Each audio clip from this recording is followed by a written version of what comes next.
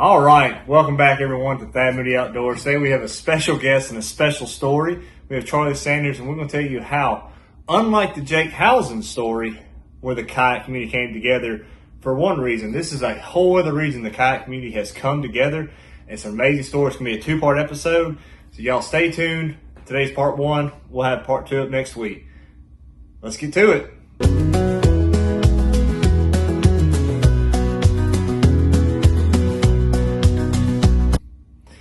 All right, Charlie. So, by now, a lot of y'all have seen my Instagram and other people posting stuff. Chad Hoover, KBF, all them posting stuff about Charlie. And I'm going to link some of the videos to, the actual KBF stuff on the tail end of this video. So it's going to be a little bit longer. And I got to get that from you. But for y'all who don't know, Charlie is a young kayak fisherman. You're 15. Yeah. We've been fishing together for quite a few years. He hitchhikes to all the tournaments with me, except this one. I was not at this one, and I wish I would have been now, because y'all are in for a roller coaster of a story, and one of happiness, and then tragedy, and then just amazing human beings in general. So let's get started, Charlie. Kind of tell us, the tournament you were fishing about, how you prepared for it, how you broke down the lake, day one, day two, then we'll get into the other stuff. But let's talk for a little bit first about the kayak tournament itself for you. Yeah, it was the KBF National Championship at Lake Gunnersville in Alabama. So that's one of my favorite lakes. I was real excited when I saw I was going to be there. Yeah, that's where you cashed a check at the Power Hour with us. Yep, that's where I got 4th place at the Native Power Hour. And so I was very excited to fish another national tournament there this year. So as I started just preparing for the tournament, I got everything packed up, head there on Monday, and we stopped at one of my favorite spots that I did well in the Native. You fished at the Native together? Yeah. For the actual tournament day? Yeah. Oh, I do love that spot. It's a great spot. Yeah. I love it. So, went straight to the back of the area, which is where I was fishing in the Native tournament. It was pretty... I wasn't quite sure, but I caught 2 or 3 fish in the exact way I did at 6 months ago at the Native Big Bass Power Hour, and I was so confused. I was like, why would these fish be in the exact same spot, casting at the exact same tree? I got another 17 from the exact same spot. Me and him caught a 17 from... We caught 17s off that. You caught one, or I caught one, and you caught one that exact same day and during practice. Yeah. That fish ain't moving. That shows y'all the biology part of stuff. Fish sometimes move around. Sometimes bass are homebodies. They really are. And there were I hadn't quite seen this as much, but gizzards, schools of 50, 8-inch gizzards. Oh, the big gizzards. Big gizzards. You chunk a glide bait at them? Yeah, I did. But did you catch anything on glide bait with them? Dang. No, and then there were fish throughout, on Monday. There were fish throughout the eelgrass and other grasses. But then we only had about 2 hours before dark. Had already seen one of my good friends, Jermaine with Mainstream Fishing. And he was at the boat ramp. So then we loaded up and we were like, we'll come back, we'll try tomorrow and see. Is this the day that Marty ran into you? I think that's the next. Okay. I got a fun story, but he called me about that. Yeah. And so then we decided to go back there in the morning and just kind of check it out some more. And caught 2 fish that morning, but it was not really I don't know. It wasn't behaving how I thought how it should for a tournament, to go there on tournament day. It wasn't going to hold up for 3 days worth of fishing. Yeah. Well, in that area, if it has the current flow, I think they'll be there. But you remember, our last day of practicing me fishing the native, I tore them up there, and the conditions changed, and I didn't catch crap that day that you did on tournament day. Yeah, it was like, and there were a lot of kayak anglers launching right there. Probably 7, 8 kayak anglers launching there, which is a lot more than that spot can really handle. It's only about, the arm is only about 140 acres maybe of area. Even if you include where all the houses are on the far side, it may be 200 total, and that's not going to hold 7 for 3 days. No, so I decide that I'll go check the mouth of it by that bridge and those deeper docks. And I just I get this feeling, I have live scope, and I'm like, I kind of want to try it out. He had live scope. He had my live scope. Yeah, it's kind of got a hole in it. No, he didn't have live scope. He had active target too. Much better than live scope. Hashtag rants. Keyword had. We're going to get into that later. Yeah, and I just I knew a spot where current would be flowing and the water would be a little dirtier. And the water was really clear back in the creek, so I was like, I'll just go check out some current, see how that's going. So I get there, and then I remember it's like 40 foot there, and that there's like 5 scopers near that area, and not one of them was caught a fish. So I'm like, okay, I'm going to move on. So I'm like, okay, do I go back, or do I go to this one spot I've never checked out, just on the other side of the river? I'm like, it's only another mile. With my Newport, I can get there and Hashtag Newport. Yeah, not long at all. So I get over there and fishing around. There's like a boat. It's like a good little. It's a really good area. It has a grass flat that comes out, drops off. It has a point, a little channel. It's right on the main river, but it's shallow. So it's a really good area. So I'm looking and I'm not quite sure about it. So then but then I'm fishing some grass flats with the Z-Man Baby Jack. And fishing through there. The Baby Jack, the Baby Jack kind of disappointed me. Just the regular Z-Man Mini, to me, activated a whole lot faster than the Baby Jack did. Yeah, the Baby Jack, I don't know, it has a really finessey flutter. Yeah. It's like not the hard hitting, and I think I like that. It's like really finessey, even compared to the mini mats, I feel like.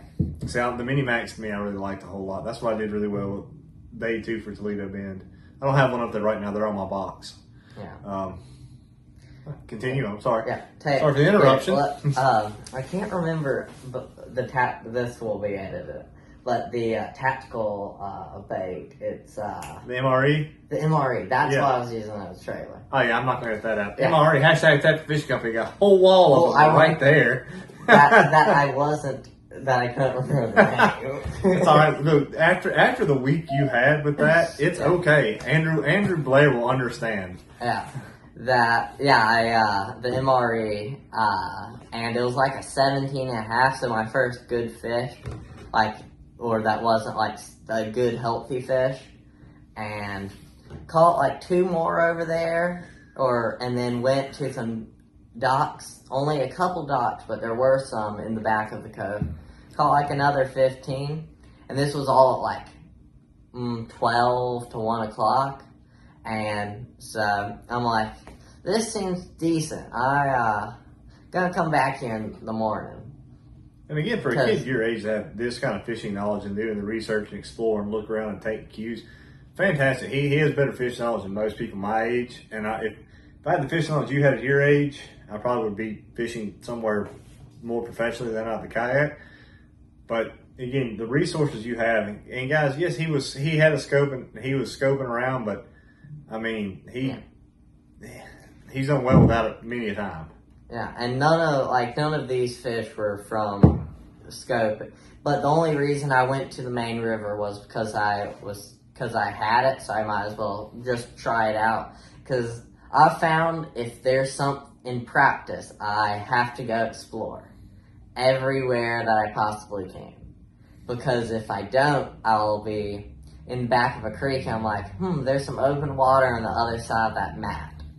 Let's go spend 20, 30 minutes paddling over through the grass mat to look at. Oh, were the mats thick? Was the hydrilla bad thick? The hydrilla had died down a little bit. But this was like alligator weed or some other like thick flavor, yeah. So I was like, anytime I see something like that, or like I kind of want to go to the other side of the river. If I don't, in tournament day, it'll be in my head, and I'm like, I kind of want to go check that out. And if I do, and it's not hitting, then I'll waste a lot of time. So I'd rather do that in practice. So, found this area, I liked it. So I go back, and because it's about 2 o'clock, and I need to be at Ditto Landing for the captain's meeting at 4. So, do the captain's meeting and all that, get my board checked and all the tournament stuff, and then it's tournament morning, and I decide to go straight to that spot. I get a little bit of a late start because I had wiring problems. I couldn't get my yellow or my green and red lights on, and so I had some wiring problems, so I went like maybe 15, 20 minutes late, left the boat ramp. I think about 15. So I get there about 5 minutes after the line's in, and I'm like, so it takes me a little while to catch fish. They aren't really in the grass as much yet. They're a little more off. Like I see some, but no luck on top water. And I'm actually... Did you throw a walking bait? I did not. See, that's why. Walking bait. Yeah. Old-fashioned Hoden spook, just walked the dog across there, man. And I threw a popper and a frog.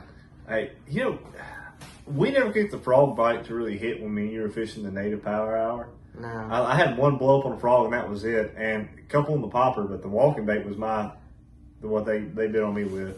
Yeah, they seem to just beat it to death with a frog, that lake. Like, everybody's like, I'll go to Gunnersville. It's a famous frog in lake, and the frogs have Yeah. Not been the best in there lately. Well, the fishing there has been on an upturn, but I think the frogging has been on a downturn. Yeah, Laker Howell, I know why he's been killing on that spook. Yeah. Yeah, he's killing it. Now, is this before? Did you see Marty the day before or this day? Oh, I saw Marty. I saw him Tuesday afternoon when we were pulling out. I think my dad talked to him before. Yeah, he called me and was talking, and he was like, "Yeah, this strange guy came up to me. He's like, hey, my son wants to meet you." And he thought he was like a 20 or 30-year-old kid. And he all of a sudden he was making fun of your old trailer is what it was. Yeah. He called me and said, "It's a trailer." And he said, all of a sudden he's looking, he goes, "That kind of looks like Charlie." He goes, "That is Charlie." Yeah. I said, "By the old trailer." So, No, because I was on a podcast with his Yakov podcast. Yeah. With Kayak Angler Magazine, and I was they had asked what kind of trailer I have, and I was like, I just got an old one. So they were like, well, we'll talk to him alone. And then when he saw the trailer, he took a selfie with it and me to send to him alone. Oh yeah, he said we gotta get something better than this. Yeah. And you've had trailer issues in the past, Yeah. with the bearings. Uh-huh. And we're gonna talk about that later too. Foreshadowing. Foreshadowing, people. Yeah. All right, continue. So day one, no topwater bite. No topwater bite. So I kind of I see some fish a little deeper, so I move out a little bit and I just drop the scope in to look around. Looking around, kind of just blind casting with, I think, an underspin. A stealth underspin from Strike King. Yes. With that uses the monofilament to connect the blade, and for some reason I had picked some of those up, and I was like, I want to try these. The reason y'all see me doing this is because for years, Charlie has made fun of me throwing an underspin, even though I've caught 3 fish over 24 inches, including one pushing 25, multiple 8, 9 pounders, and a bunch more 6 and 7s. And he always makes fun of me for throwing it. Yeah. So, yeah. He throws the wacky, I throw the underspin. Or no, I throw the wacky, he throws the underspin, and we're slowly rubbing off on each other because... I throw wacky worm a lot now. Still throw underspin a ton. Caught my PB on it this year, the 24 and 3/4 on the underspin MRE combo. And the MRE, I told you, always have one tied on because there's always thread fin around lakes like that, and that's just the best imitator form I've ever found, really. Yeah. And then, so I'm just tossing it around. I'm not really casting on the screen. I'm just looking and but I'm not like watching my bait or casting at individual fish. And I see a fish come up and just smoke it. Yeah, just smoke it. And it's like a 17 and something change, so that really like helps my confidence. I catch like 3 more. All on underspin? And some on a jig head minnow. But just running it super fast, like with a real fast spinning reel, real fast over the grass, like subsurface. And you're not even scoping at this point. Yeah. You're just casting. Just casting on the tops of the grass. And so that's a pretty good, that's one of my favorite ways to catch them in Lake Gunnersville. Not gonna say what bait I'm using, but it's a really, if you want to have some fun with a spinning rod, just go reel as fast as you can and shake it. Like it's a lot of fun. But do that for a little while. Don't quite have a limit. Just puddle around that area. I get a limit probably about a little before 12. So then I'm like, okay, well, I got 82 inches. The rest, so I'm not sitting horribly, 30th. So I'm not very happy with it. But I'm like, okay, well, Friday the scales will even. I'm going to go, this area down the river looks similar. And the way there looks like it could have some good fish. So I'll go practice for 2 hours just to find new spots. Which is smart. And so let's talk a little bit about the biology aspect of this. It was that the night of the supermoon? Was the night before the supermoon was going to be that night? It was Tuesday night, I think. Or No, supermoon was the night. Yeah, it was. So it was that night. Yeah, it was that night. For those of you that don't know, if there's a supermoon or a super, super bright full moon, not a lot of overcast, bass feed hugely at night during that time. So you have a good early morning bite, and then around 1:30, 2 o'clock, bass will they will go into a feeding frenzy. I've seen this multiple times, and for those that wonder, this guy's crazy. I have a master's degree in conservation biology. I specialize in fisheries. I see it a lot, and I fish tournaments. I see it with that too. And I've always told you this, if it's a full moon, I said, you're going to have a fantastic afternoon bite. Now tell us what happened. So, go down the river, go up. I see shad. I don't see as many, and I start heading, or I don't see as many, and there's a lot more shad, but there's almost no bass, which confuses me. Because at the other spot, there were a lot of bass, but not as many shad. And I had gotten on a decent, 1 o'clock bite there, but then it just kind of died. Or no, 12 o'clock bite. And then it just kind of died. And that's when I got my limit, and I think I caught a little bit, but nothing. So then I go downriver to the next cove over, and on the way there I see a ton of shad. So I fish my way back up, because it wasn't the same. It was a little too shallow, I think. And there just weren't as many bait fish or shad. But on the way there were a ton of shad, like big schools. But I almost saw no bass.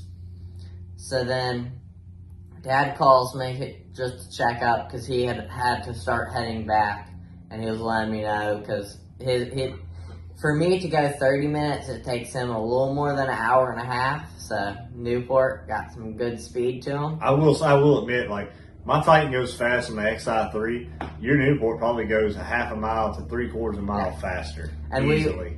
We had the exact same kayak. Yeah, we native Titan X 12.5s. We had matching kayaks. Keyword had. That's coming in part 2 and the end of this part. Yeah. Let's continue on with that story. Sorry, folks, technical difficulties. We had to jump back in. So you were talking about. So went down river, was coming back up river, and was stopping and fishing because there were tons of shad. And I was just like, okay, well, there's a lot more shad than there were at the other place. So I'm like, and then I just wake up, I'm like, wait, there's no bass here. These shad are just like hovering. Like, they're not doing anything. They aren't being like pushed around by bass. And the only thing scaring them is me. So I'm like, I need to go back to that other spot. There was bass there. So I get there, and I see some pretty, like, some signs of action. So, and this is in, like, grass that comes up to about 4 foot. The depth is about 8 foot. And it was all hydrilla and maybe a bit of coontail. And so it comes up, and I'm fishing around for a second. I've got underspin and jig head minnow, but I'm fishing it shallow and fast. And Best way to fish them. yeah, so then I start seeing like blow-ups everywhere, like the water boiling, like it was crazy. It's like something out of saltwater, don't it? Yeah, like just bass. That's what happened that day. I caught that 106 inches in like 6 casts. Was on a giant bull like that at Lamar Bruce. It's crazy. If y'all have ever seen bass, looks like tuna boiling out in the water. Sometimes you can cast in there and they just hit it out of the back, and sometimes they'll never hit your bait. Yeah, like these like big, like 5, like curving out the water. It was crazy. It looks like dolphins breaching, don't it? Yeah. It's been non-stop. Frenzy. This is absolutely crazy. This is why Lake Gunnersville is one of the best bass fishing lakes in the country.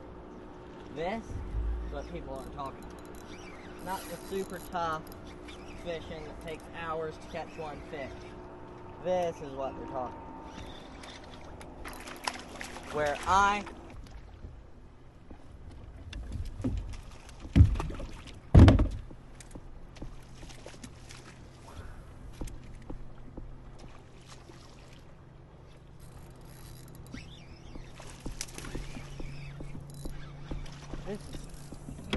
this is insane. This is another 18, probably. I don't know, it might be a little small. That is so much fun. So I was, this was at like 2:50. Lines out was at 3 o'clock. So I was casting. Anything smaller that wasn't helping me, I was getting unhooked, like, cast. And so I kept one to get a big one. So I kept just, even if it'd be like, that might be a 1/2 inch goal, throw them back. So I finally get like a 19.5. And so I'm like, epic. I measure it, it's 255. Throw them back, then keep casting, get like a 17 at 257. So that's called. Dude, were you like hooking them like I was trying to burn them in? It was. I burned. I almost. Or no, that was the next day. But yeah, I was just just winching them in. Yeah, like like I'll be standing up like. Yeah, you're winching them, man. Yeah. Like try to get them in as fast. So get that 17. So I call like 7. You called 8 3/4 inches in the last 10 minutes because I was watching you live the whole time. So I was watching them at work. I was watching them live. I'm building shelves and I have my phone going up and I just keep hitting refresh. Tat, tat, tat. Screw some stuff in. Refresh. Just watching his score just up. So I'm watching him live this whole time because I qualified for it. I wish I would have been there. I couldn't go there because of work, but that's neither here nor there. So. Yeah.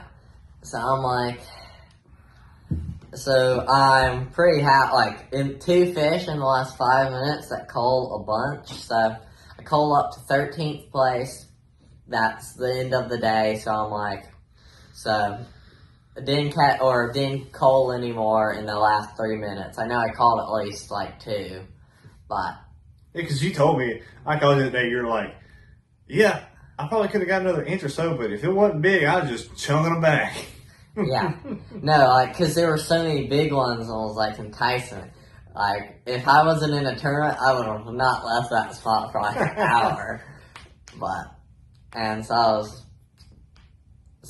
ended the day in 13th. I was like, man, I was happy about that. But I was like, everybody I was talking to, they're like, oh, that's so good. And I was like, actually, don't be happy about that yet. I can do a bit better. I think I can get a top 10 tomorrow.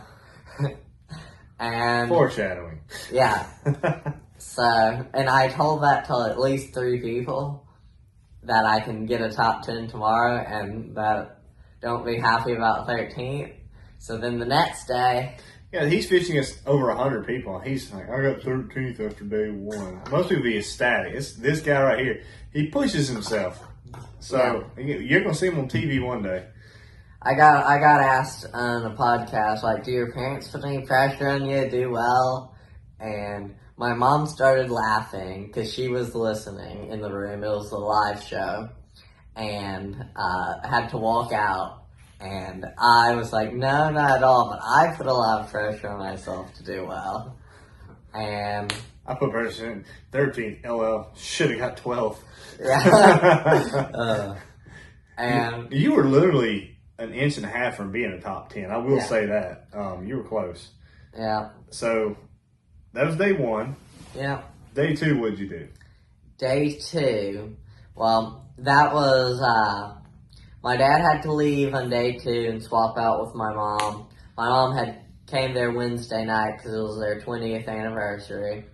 And Hashtag good parents, 20th anniversary, their kids in the fishing tournament. And the reason saying his parents had to swap out stuff, 1, he's not old enough to drive yet.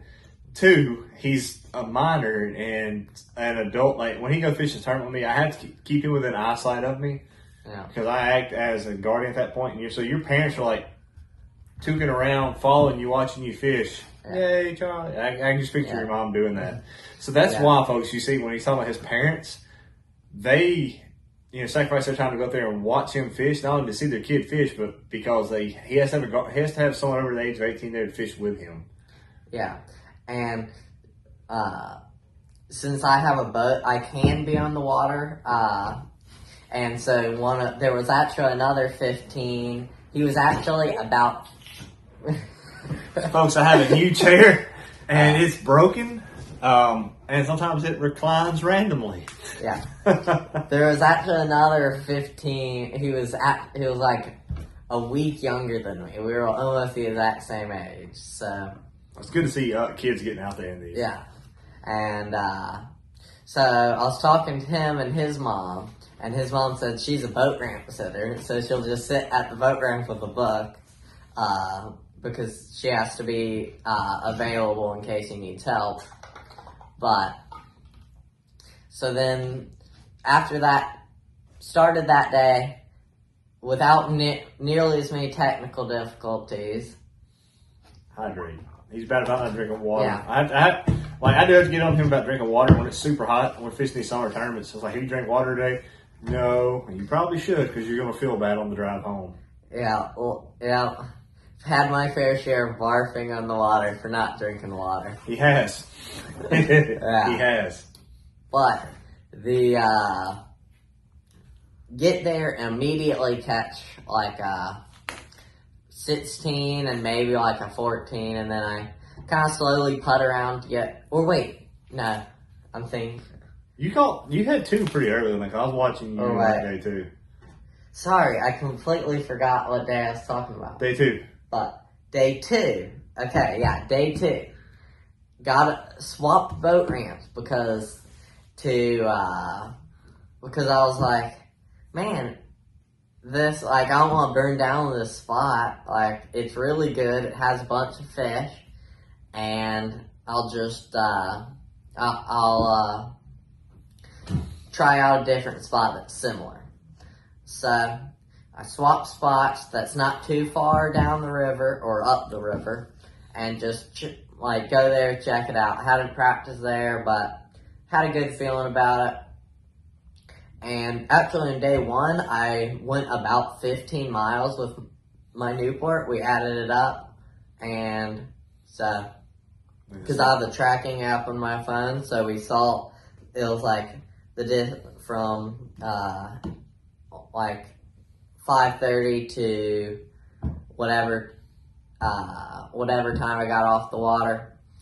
You went 15 point something miles, and I was like, wow, that's a good bit. Yeah. And I was like, that's close to the furthest I've gone in one day on my Newport. And I realized that I went that almost every day this tournament. So, real big shout to Newport, about to get NK 300. So, but day two. So, go to a different ramp. It was within reach. If I really wanted to push it, I could get to the my other spot without pulling out and going to check out and relaunching. So I get there and I'm like, first one to the boat ramp, because the day before I was not going to have wiring problems that delay me getting on the water again.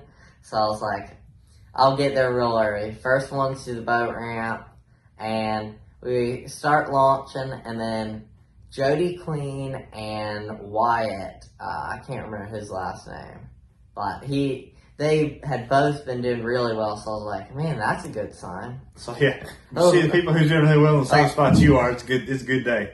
Oh, and Wyatt who was leading was like, I'm going around the corner, and then Jody actually ended up fishing almost the other side, because we were in an area with a lot of islands. He fished one island, I fished the other. And so I get there, I'm running over a lot of shad. I'm planning on going to a point that's a little, like a point that I've caught some fish on in the past, and that has a big shell bed. And then I'm going, and I just stop because I'm like, man, this looks good. I'll sit here, I'll tie in a leader. That leader took me like 3 tries for some reason. Don't tie leaders. I was like, man, is this even worth it? So get tied up. It's lines in. I got done 2 minutes before lines in. So then start fishing. They were blown up a little bit near the mats, and I was casting my minnow, keeping it above the grass. And I'm like, man, this isn't working. And I see some blown up where the grass comes up to about 6 feet below the surface. And I cast in there, catch one, measure it, catch 2. See, this is where I'll be throwing a walking bait above that. Wait like maybe 15 minutes, catch a third that was like a 17 something. So I'm pretty happy with that. I'm like, okay, this spot's gonna work out. Then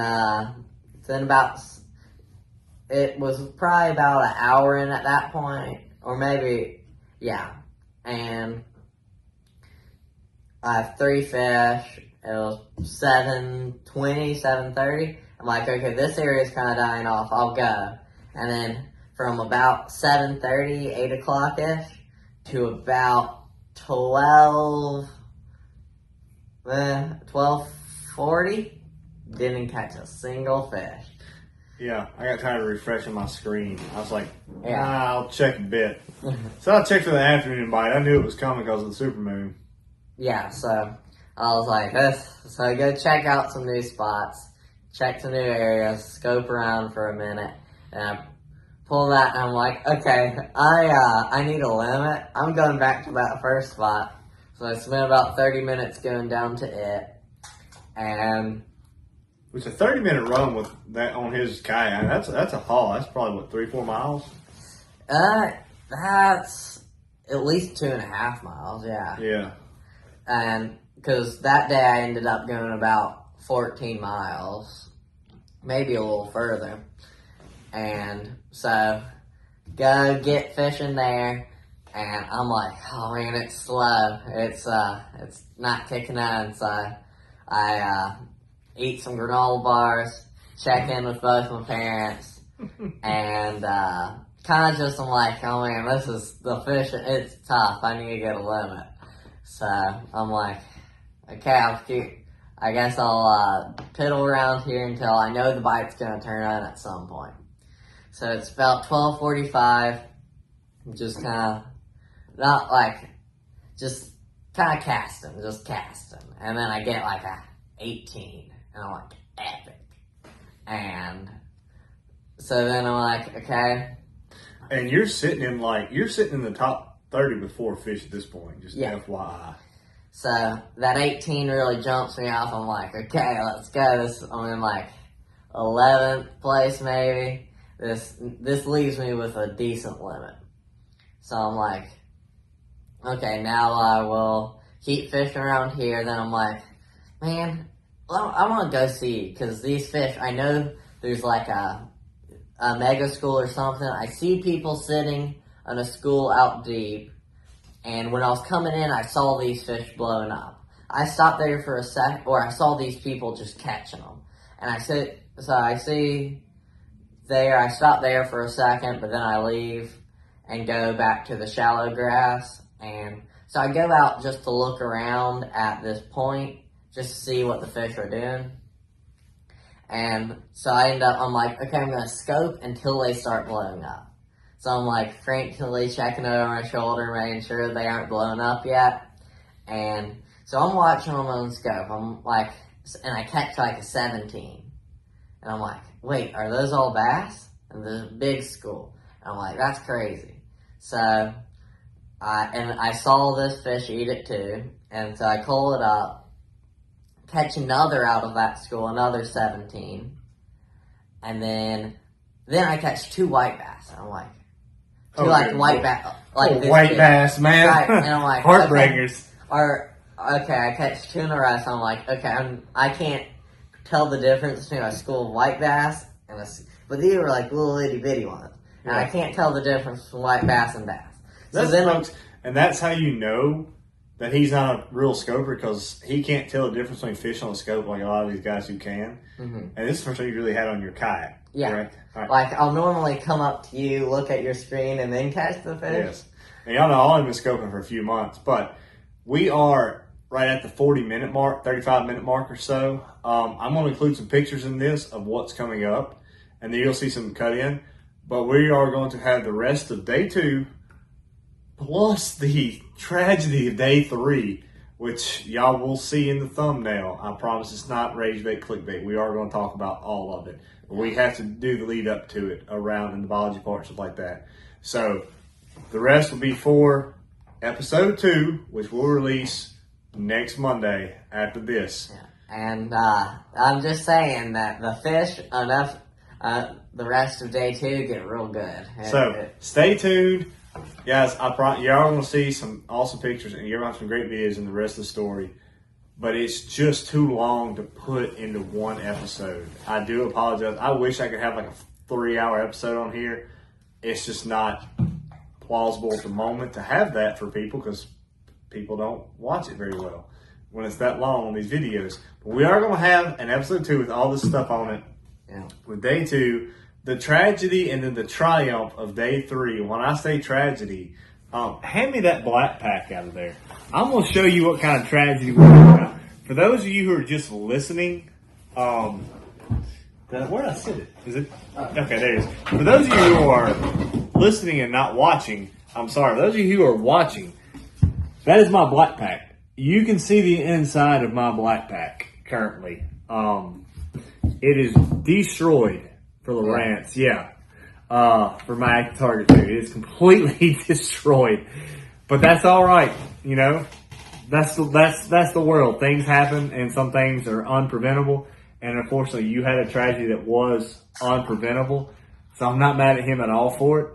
In fact, when I got the call about all this, my first question to his mom was, "Are y'all okay?" That was my first question. And before I found out that, you know, Chad Hoover, shout out to you. Sometimes we don't see eye to eye, but shout out to you for what you have done for Charlie. I was getting ready to call into work to bring you my kayak. I was like, you're going to miss like 2 hours, 2 or 3 hours of fishing, but you're going to fish.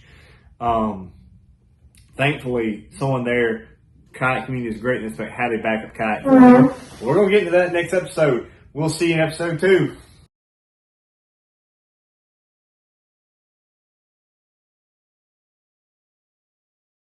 Is it 11? You said 20. Oh. You said 13. Okay, perfect. 20 and 13. Same ratio.